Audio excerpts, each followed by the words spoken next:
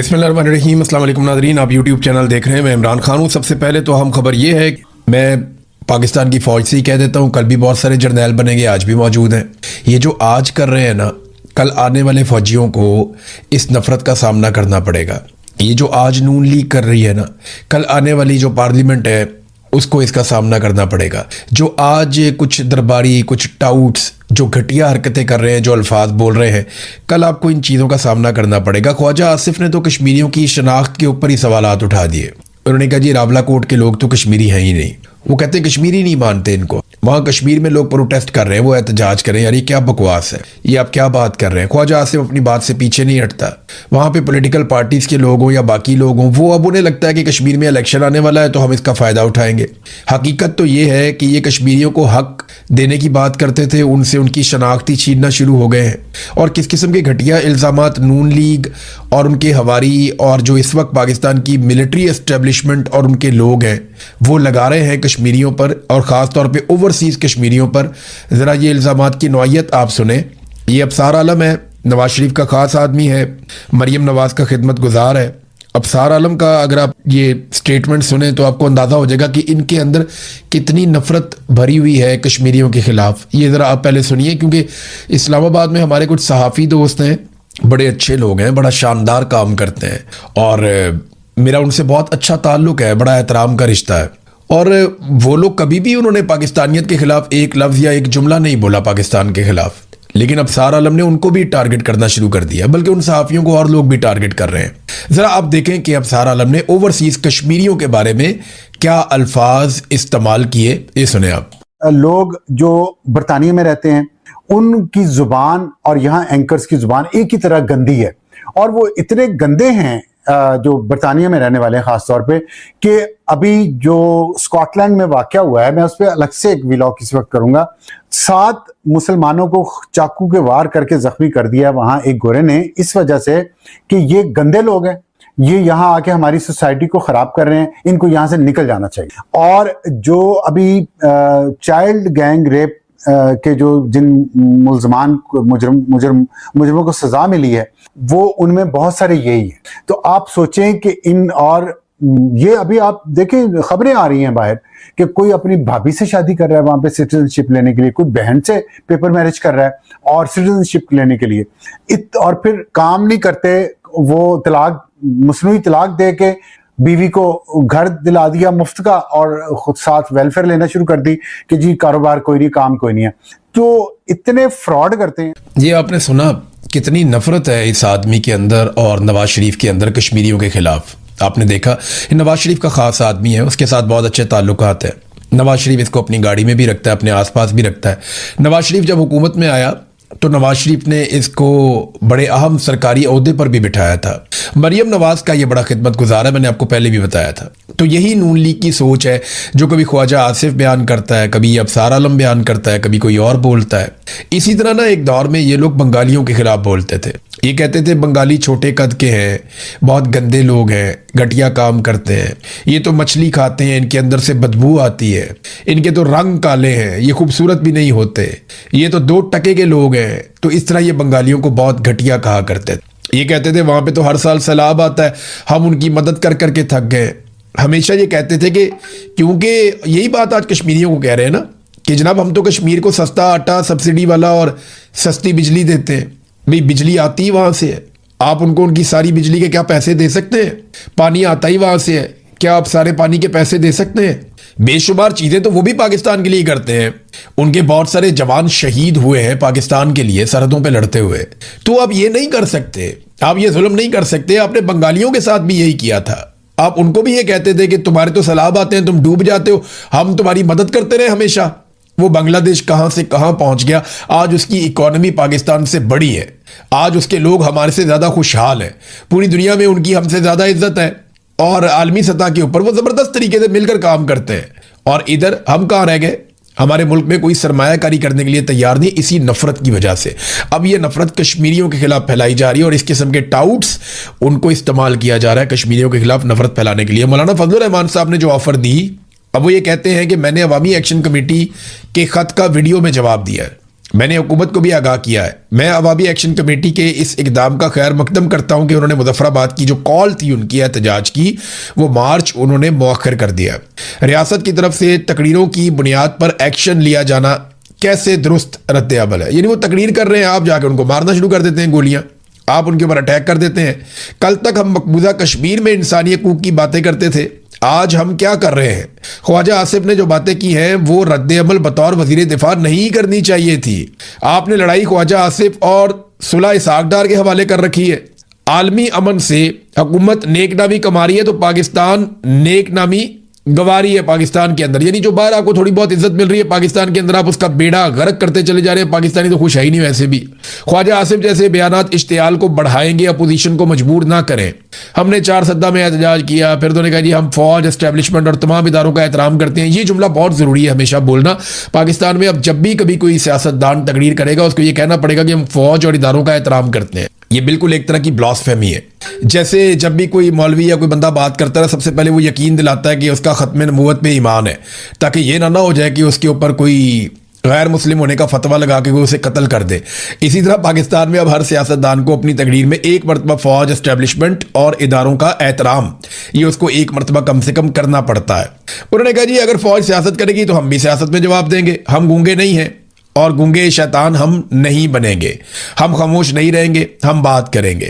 ادارے ٹیکس کے پیسے لے کر اس کا سیاسی استعمال کریں گے تو پھر اس ایوان میں ہم جواب دیں گے. شہباز شریف ہمیں بتائیں نا کہ جب ہم کنٹینر پہ ہوتے تھے تو کیا وہ آرمی چیف اور فوج کا نام نہیں لیتے تھے؟ نواز شریف نہیں لیتے تھے؟ محکمہ زراعت نہیں کہتے تھے؟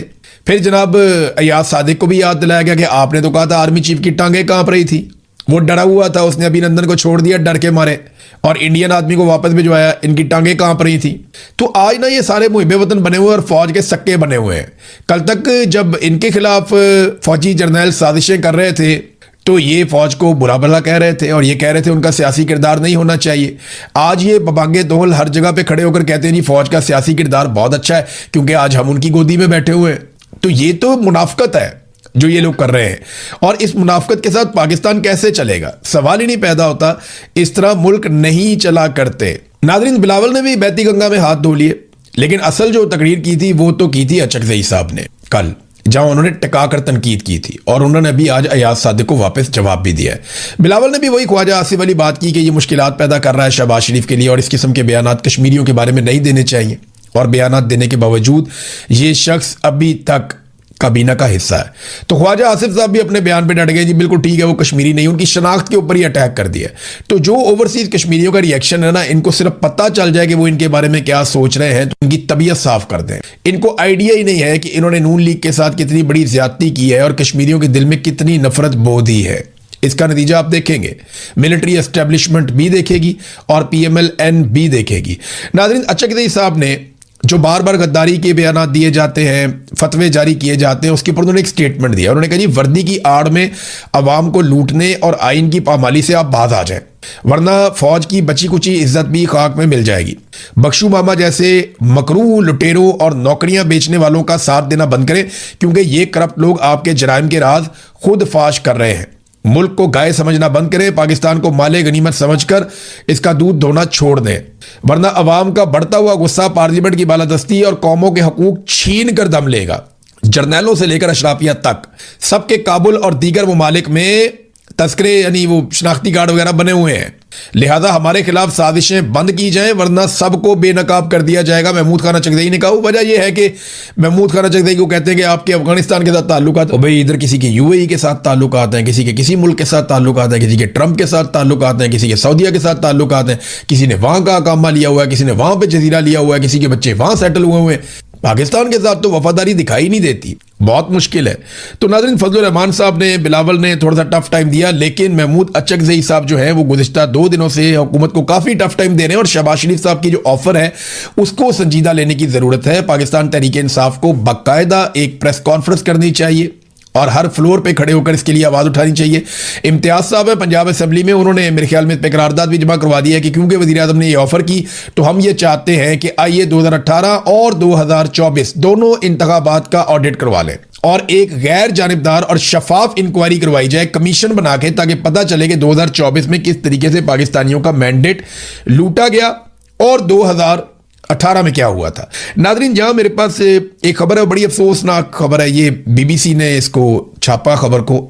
मैं जब पढ़ रहा था शुरू में तो मुझे बहुत बुरा लगा पढ़ने में, क्योंकि कश्मीर में जो दोस्त हैं उन्होंने भी ये मुझे इन्फॉर्मेशन भेजी। मुझे लगा शायद एग्जैजरेट कर रहे हैं, लेकिन अब तो हर तरफ से ये खबरें आ रही हैं। कश्मीर के अंदर जो अद्वियात और खाने पीने का सामान दाखिल हो रहा है ना, उसे पुलिस रास्ते में रोक लेती है। गाड़ी रोककर पुलिस ने कहा खुराक और अद्वियात ज़ाया कर दो। पाकिस्तान के ज़ेर इंतज़ाम कश्मीर में अशिया की किल्लत से लोग बहुत परेशान होते चले जा रहे हैं, ये बीबीसी ने रिपोर्ट किया। नादरीन, जो दवाइयाँ और खुराक है ये तो गाज़ा में रोकी गई हैं। गाज़ा दुनिया का एक ऐसा खित्ता है जहाँ पे दवाइयाँ और खुराक रोकी जाती हैं, यानी वहाँ अद्वियात नहीं जाने देते, वहाँ पे खुराक नहीं जाने देते ताकि लोग भूखे मरे, उस इलाके को छोड़ दें, नस्ल कुशी हो जाए। उनको अद्वियात नहीं देते ताकि वो बीमार होकर मर जाएं। ये गाज़ा में किया जाता है। फिर इमदादी सामान लेकर लोग कश्तियों के जरिए भी जाने की कोशिश करते हैं। अक़वाम मुत्तहिदा और दीगर इदारे भी कोशिश करते हैं, लेकिन इसराइल बड़ा जुल्म करता है। वहाँ पे गाज़ा के अंदर वो अद्वियात और खुराक नहीं जाने देता, बल्कि पीने के पानी के भी बड़े सीरियस मसाइल वहाँ पे पैदा कर दिए गए। आज कश्मीर में हमने वो देखा और हमने बीबीसी की इस खबर को पढ़ा। आज से चंद महीने पहले तक हम ये कभी सोच भी नहीं सकते, हम इस बात का तसव्वुर भी नहीं कर सकते थे कि कभी आज़ाद कश्मीर में जाने वाली खुराक और अद्वियात सड़क के ऊपर पुलिस जो पाकिस्तान से गई हुई है वो ज़ाया करवा देगी कि जनाब आपने आज़ाद कश्मीर में खुराक दाखिल नहीं करनी, खाने पीने की चीज़ें नहीं लेकर आनी, और जनाब आपने आज़ाद कश्मीर में मरीजों के लिए, कमज़ोरों के लिए, बीमारों के लिए अद्वियात नहीं लेकर आनी। ये एक इंसानी बहरान पैदा कर रहे हैं और ये बड़े खौफनाक जराइम है। इन जराइम का जवाब तो किसी को देना पड़ेगा। तो जितनी पॉलिटिकल पार्टीज हैं वो होश के नाखून लें। कल फजल रहमान साहब ने भी यही बात बताई थी, अचकजई साहब ने भी यही बात बताई थी, बाकी लोग भी ये कह रहे हैं कि पुलिस और लॉ इन्फोर्समेंट या फोर्सेस के लोग वो दवाइयों को और खुराक को नहीं जाने दे रहे आज़ाद कश्मीर में, जो इंतहाई अफसोसनाक चीज़ है। और ये नफरत जो आप बढ़ाते जा रहे हैं, आपको क्या लगता है जिस घर का आदमी मर जाएगा या बीमार हो जाएगा या तकलीफ उठाएगा, वो पूरा कुंभा कल आपसे प्यार करेगा? वो इसी शिकवे के साथ आगे बढ़ेंगे और आपके पास अदाला करने के लिए कुछ भी नहीं होगा। आप पाकिस्तानियों का अभी तक अदाला नहीं कर पाए, जो पाकिस्तानियों की आपने हालत कर दी है। नाज़रीन, बलूचिस्तान की जो बलोच यकजहती कमेटी है उन्होंने कॉल दी एहतजाज की, मारंग बलोच की उम्र कैद के खिलाफ। अब दुनिया भर में आवाज़ें उठना शुरू हो गई हैं। जो ह्यूमन राइट्स एक्टिविस्ट हैं वो दुनिया भर में आवाज़ें उठा रहे हैं। आलमी तंजीमों के लोग मारंग बलोच के हक में आवाज़ उठा रहे हैं। मारंग बलोच के हक में आलमी मीडिया लिखना शुरू हो गया है। ये एक बैनुल-अक़वामी खबर बन गई है कि एक ऐसी निहत्ती लड़की जो अपने लोगों के लिए इंसाफ मांगती है, जो जबरी गुमशुदगियों के खिलाफ आवाज उठाती है, जो मसख शुदा लाशों के खिलाफ आवाज उठाती है, एक ऐसी लड़की जो ये कहती है कि आइन और कानून के मुताबिक उस सूबे को और उस मुल्क को डील किया जाए, एक ऐसी लड़की जो अपने नौजवानों के लिए, अपने बच्चों के लिए तालीम और रोजगार का हक मांगती है। उस लड़की को सिर्फ अपने हकूक मांगने पर पकड़ा गया और पकड़ने के बाद उस पर एक जाली मुकदमा डाला गया और जाली मुकदमे में उसको उम्र कैद की सजा सुना दी गई। मुबैना तौर पे जिस पुलिस वाले के कत्ल का मुकदमा डाला गया वो एक एक्सीडेंट में उसका इंतकाल हुआ था और ये मामला उठा के डाल दिया गया मारंग बलोच पर। और आज मारंग बलोच को, सिबगतुल्लाह को और दीगर 2-3 और लोग हैं, इन्हें उम्र कैद की सजा दे दी गई। पूरी दुनिया के अंदर पाकिस्तान की बदनामी हो रही है, लेकिन मारंग बलोच जो है वो बलूचिस्तान की बेटी है, वो अपने लोगों का हक मांग रही है। उसने कोई जुर्म नहीं किया, वो निहत्ती है और वो दहशतगर्द नहीं है। ये बात पूरे पाकिस्तान को पता होनी चाहिए। बहरहाल बलोच यकजहती कमेटी की जो कॉल थी उसके बाद हमने देखा कि कौम परस्त जमातों ने भी उसकी हमायत की और पीर को कोयटा में इत्तेदाद दहशतगर्दी की एक अदालत ने जो सज़ा दी, उसके बाद ऑलमोस्ट सारा का सारा सूबा ही बंद था। तो मारंग बलोच के साथ बलूचिस्तान खड़ा है। अब जो मारंग बलोच को सज़ा दिलवाने वाले हैं वो ज़रा सोचें कि क्या बलूचिस्तान उनके साथ खड़ा है? वो तो बेचारे खुद भी अपने पाँव पे खड़े नहीं हो पा रहे और बलूचिस्तान में किसी भी इलाके में कहीं पे भी वो लंबी चौड़ी सिक्योरिटी के बगैर ट्रैवल भी नहीं कर सकते, जा भी नहीं सकते, शाम को तो निकलते ही नहीं है बाहर। ये उनके हालात हो चुके हैं। नादरीन, PIA के हवाले से जो धोखा पाकिस्तानियों को दिया जाना था वो धोखा अब बिल्कुल तैयार हो गया है। मैंने आपको पहले बताया था कि अब आपने नाम से धोखा नहीं खाना। PIA नाम का पाकिस्तान एयरलाइन है, ये नाम का धोखा आपने नहीं खाना। ये एक प्राइवेट इदारा है, प्राइवेट लोग जो हैं वो इसके मालिकान हैं। इसके साथ वही सलूक होना चाहिए जो बाकी एयरलाइंस के साथ हो रहा है। इसके ऊपर वही कानून लागू होने चाहिए जो बाकी एयरलाइंस के ऊपर लागू हो रहे हैं। एक तो आपने ओने पोने इतनी बड़ी रिप्यूट के साथ इतनी बड़ी एयरलाइन आपने बेच दी, फौजी फाउंडेशन को और दीगर इदारों को, और कुछ लोग हैं प्राइवेट, उनको आपने बहुत अमीर ताकतवर लोग हैं, एस्टेब्लिशमेंट के चहीते हैं, आपने उनको ये PIA दे दी और तोहफे में दे दी।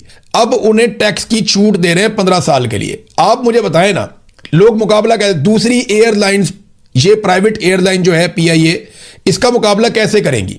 इसको पाकिस्तान एयरलाइन के बजाय अब प्राइवेट एयरलाइन कहा करें आप PIA को। तो ये जो प्राइवेट एयरलाइन है, इसका मुकाबला जो दूसरी एयरलाइंस हैं, मिसाल के तौर पे सियाल वाले हैं, मिसाल के तौर पे शाहीन वाले हैं, मिसाल के तौर पे एयर ब्लू वाले हैं, या और एयरलाइंस हैं पाकिस्तान में, वो इस प्राइवेट एयरलाइन का मुकाबला कैसे करेगी? इनको 15 साल की आप टैक्स की छूट दे रहे हैं, IMF को भी आपने बना लिया। ये कामरान खान ने खबर भी दी हुई है कि PIA निजकारी के बाद तैयारों की खरीदारी, लीज और स्पेयर पार्ट्स पर हुकूमत ने 15 साल के लिए सेल टैक्स और कस्टम ड्यूटी से छूट दे दी थी। IMF भी मंजूरी दे चुका है। अब इसे फाइनेंस बिल 2026-27 में कानूनी तहफ्फुज़ भी मिल गया है। ये कामरान खान ने खबर दी। मुझे बताएं कि क्या बाकी एयरलाइन वो पाकिस्तान में टैक्स नहीं देती? क्या बाकी एयरलाइंस पाकिस्तान में काम नहीं करती? तो ये जो प्राइवेट एयरलाइन है PIA, इसको आप इतनी बड़ी छूट दे रहे हैं, तो बाकियों का क्या जुर्म है? वो इसका मुकाबला कैसे करेंगे? यानी एस्टेब्लिशमेंट जिस कारोबार में भी आएगी, जिस कारोबार में ये हाथ डालेंगे, उसको ना सिर्फ टैक्स की छूट मिल जाएगी, बल्कि उसमें उसको इतनी सहूलत मिल जाएगी कि कोई और उसका मुकाबला ही ना कर सके। जब तक ये गवर्नमेंट के पास थी, तब तक इन्होंने इसको बर्बाद किया, और जैसे ही इसको उठाकर मिलिट्री एस्टेब्लिशमेंट को दिया गया, अब हर तरह की सहूलत दे रहे हैं कि जनाब इसको तरक्की देनी है, इसको ऊपर उठाना है। यह है नादरीन पाकिस्तान का तरीकाकार।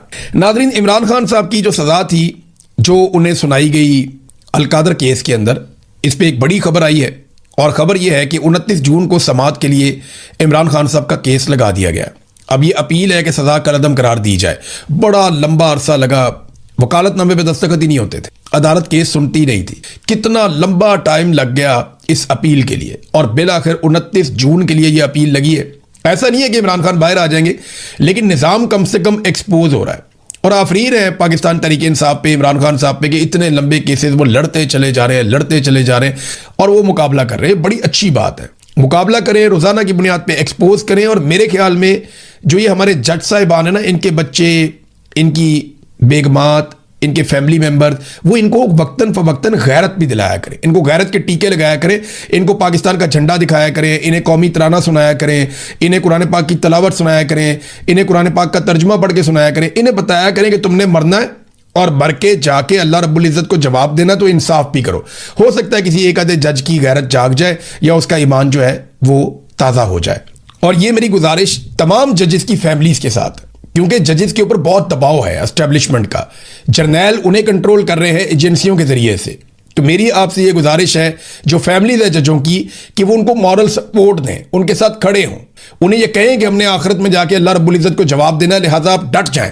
तो जजों को घर से सपोर्ट मिलेगी ना, तो वो तगड़े होकर आएंगे। तो मेरी तमाम जजेस की जो फैमिलीज हैं, उनके बच्चे हैं, उनके रिश्तेदार हैं, उनकी बेगमात हैं, उनके बहन भाई हैं, उन सबसे गुजारिश है कि जजों को जरा तगड़ा करें, उन्हें कहिए इंसाफ कर दें आप अल्लाह का नाम लेकर। कोई बात नहीं है, कोई बात नहीं है, नुकसान कुछ नहीं होता, हमने सबने बहुत बड़े बड़े नुकसान उठाए। वो एक आदमी जेल में बैठा हुआ है, दुनिया में शहजादों की तरह उसने जिंदगी गुजारी, कितना नुकसान वो उठा रहा है, पूरा खानदान उसने रोल के रख दिया अपना। हम सबके साथ ये हुआ। मैं आपको ये कह रहा हूं कि कुछ भी नहीं होगा, यकीन करें, आपके दिल को भी सुकून मिलेगा और अल्लाह रब्बुल इज़्ज़त इसका अजर भी देगा। ये तमाम फैमिलीज की जिम्मेदारी है कि अपने अपने जज को तगड़ा करके घर से भेजा करें।